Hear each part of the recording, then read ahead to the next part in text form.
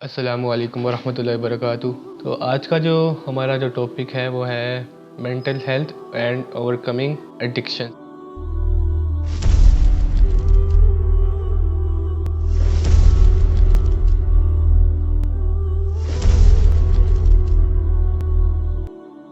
आज हम इसको थोड़ा तफसील से बात करेंगे, काफ़ी तफसील से इंशाल्लाह।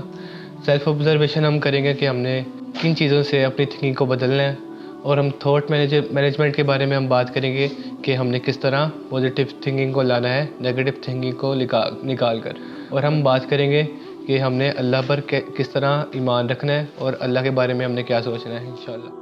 Why do these issues arise? ये मसले के क्यों आते हैं? एक बच्चा जैसे गालियाँ दे रहा है, वो ये ऑब्ज़र्व करे कि ये चीज़ कहाँ से स्टार्ट हुई थी। ऐसी क्या चीज़ें हैं जो उसको ट्रिगर कर रही हैं गालियाँ देने पर। ज़्यादातर सोबत ही ऐसी होती हैं बचपन से जो गालियाँ देना हमें सिखा देती हैं। पास्ट में बच्चे के जो गालियाँ देने का जो सबब होता है वो होता है बैड कंपेनियनशिप। तो इससे हमें क्या सबक मिला कि हमने पहले अपने पास्ट को ऑब्ज़र्व करना है कि ये एडिक्शन कहाँ से स्टार्ट हुई। ऑब्ज़र्विंग योर पास्ट किसी भी एडिक्शन को ख़त्म करने के लिए लग सकती है, चाहे वो कोई गालियाँ हो, चाहे वो कोई और एडिक्शन हो, कोई भी एडिक्शन हो। इंसान को जो बुरे ख्यालात आ रहे हैं वो उसको क्यों आ रहे हैं, वो उसके कहाँ से स्टार्ट हुए थे, वो उसको भी उसको ऑब्ज़र्व करना चाहिए कि उसको जो ये फहाश भरे आ रहे हैं थॉट्स कहाँ से ट्रिगर हो रहे हैं, या वो उसकी जो सोहबत है वो इस तरह की बातें कर रही है जिससे उसके दिमाग में वो थॉट्स आते हैं, वो फहाश भरी बातें कर रहे हैं। अब उसका ब्रेन वही ऑब्ज़र्व करेगा। अगर उसने कंट्रोल कर भी लिया दोस्तों में, अब घर जाएगा उसके ब्रेन में वो थॉट्स ज़रूर होंगे। अब घर जाके कह सकते हो उससे गुनाह हो गया।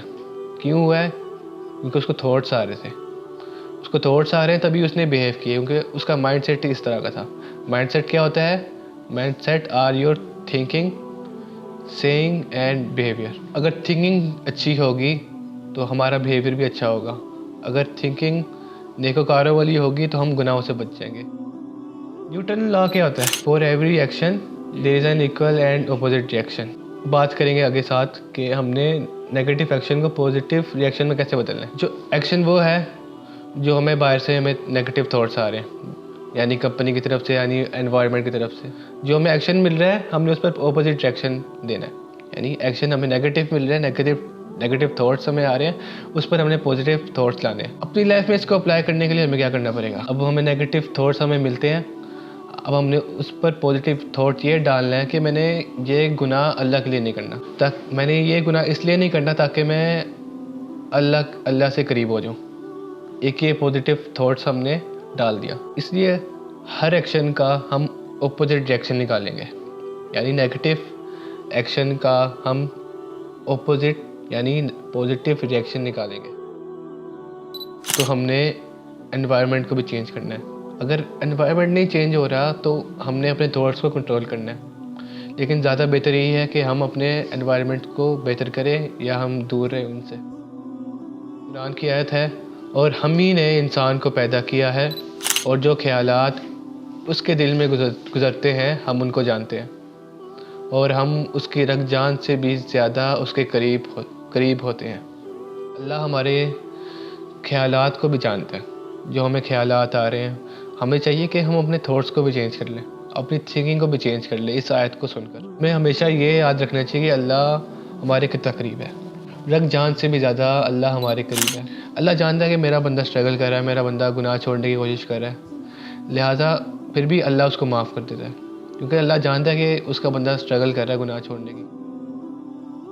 अल्लाह ताला फरमाता है, मैं अपने बंदे के गुमान के साथ हूँ, और जब वो मुझे अपने दिल में याद करता है तो मैं भी उसे अपने दिल में याद करता हूँ।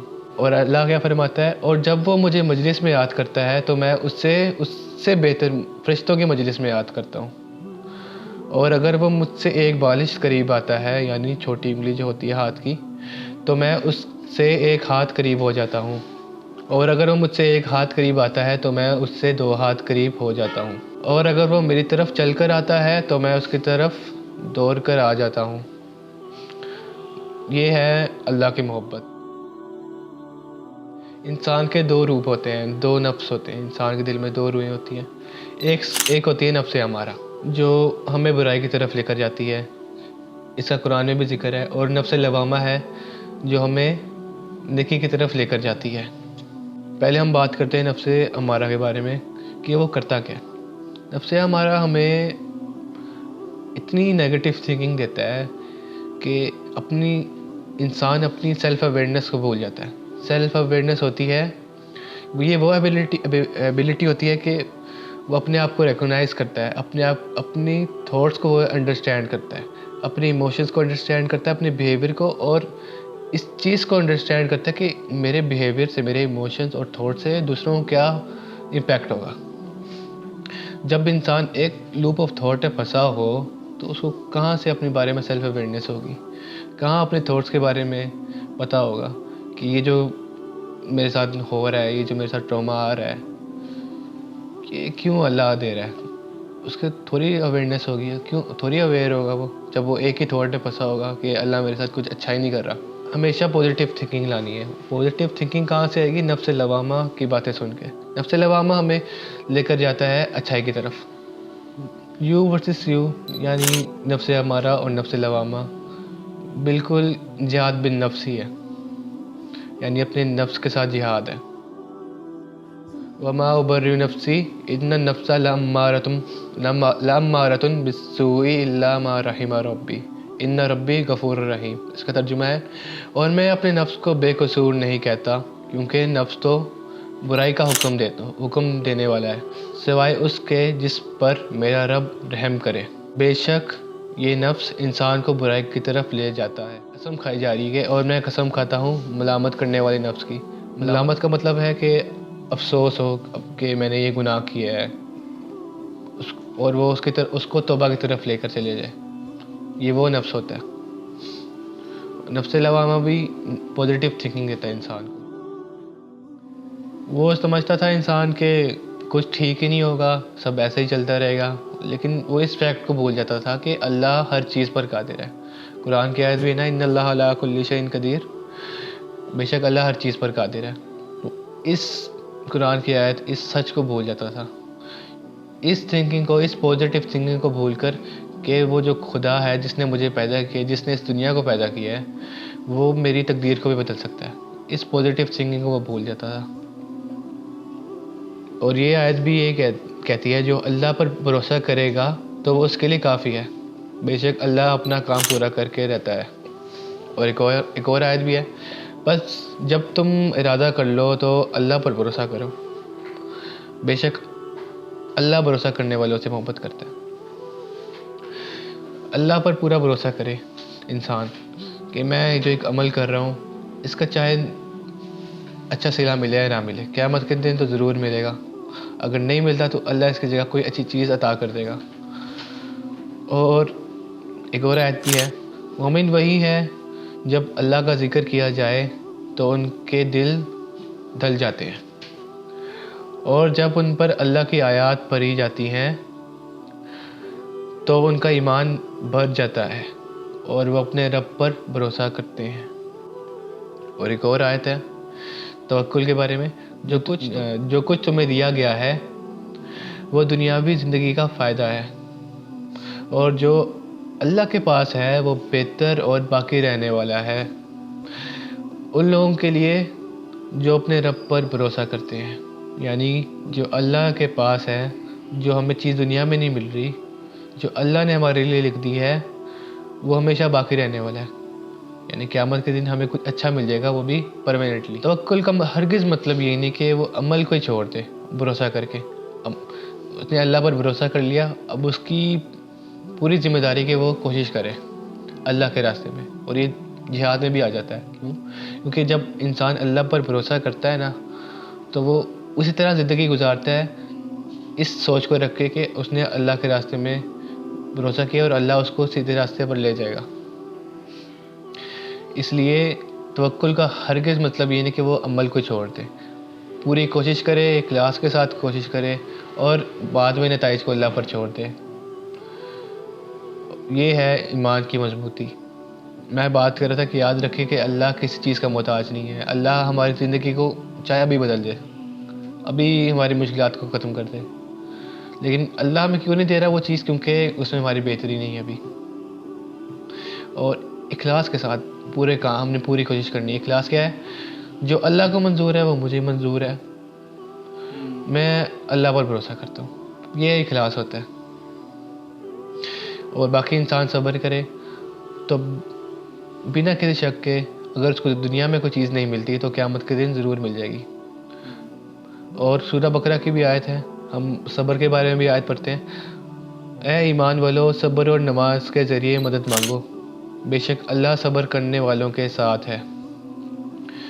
اور اگلی آیت ہے، اور ہم ضرور تمہیں آزمائیں گے خوف سے، بھوک سے، مالوں سے، جانوں اور پھلوں سے، اور صبر کرنے والوں کو خوشخبری دے دو، وہ لوگ جن پر کوئی مصیبت آتی ہے، جن پر کوئی مصیبت آئے تو وہ کہیں کہ بے شک ہم اللہ کے لیے ہی ہیں اور ہم اسی کی طرف لوٹتے ہیں.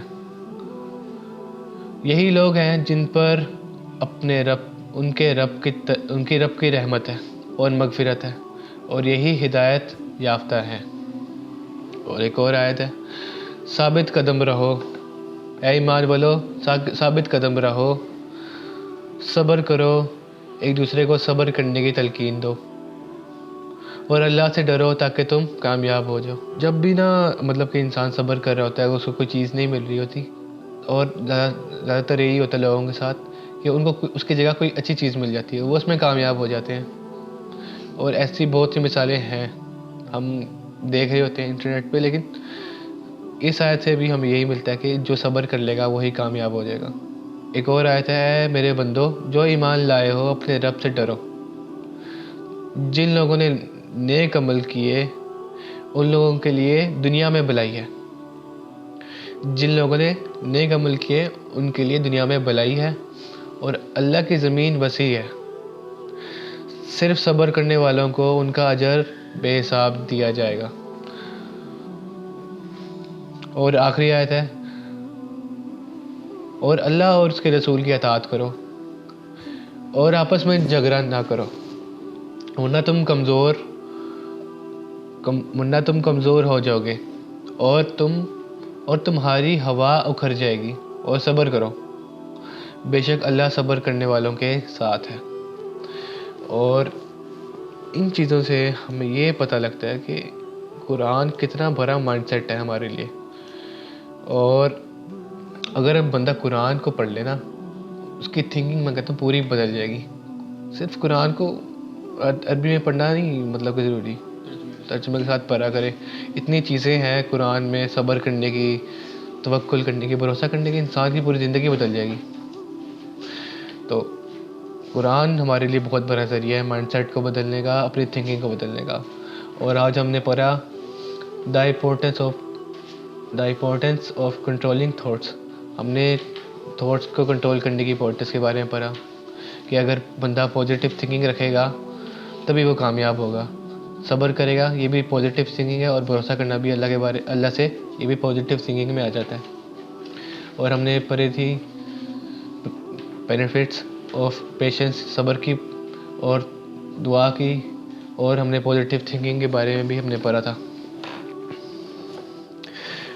اس لیے پازیٹیو تھنکنگ کے بارے میں ہم نے یہ بھی پڑھا تھا کہ ہم نے نگیٹیو تھنکنگ کو بدلنا ہے پازیٹیو تھنکنگ کے ساتھ. تو آج کا لیکچر ہمارا تھا یہی. انشاءاللہ اللہ سے امید ہے کہ اللہ ہمیں صحیح معنی میں قرآن و حدیث سمجھنے کی توفیق عطا فرمائے. سبحانک اللہم و بحمدک، اشہد ان لا الہ الا انت، استغفرک و اتوب الیک.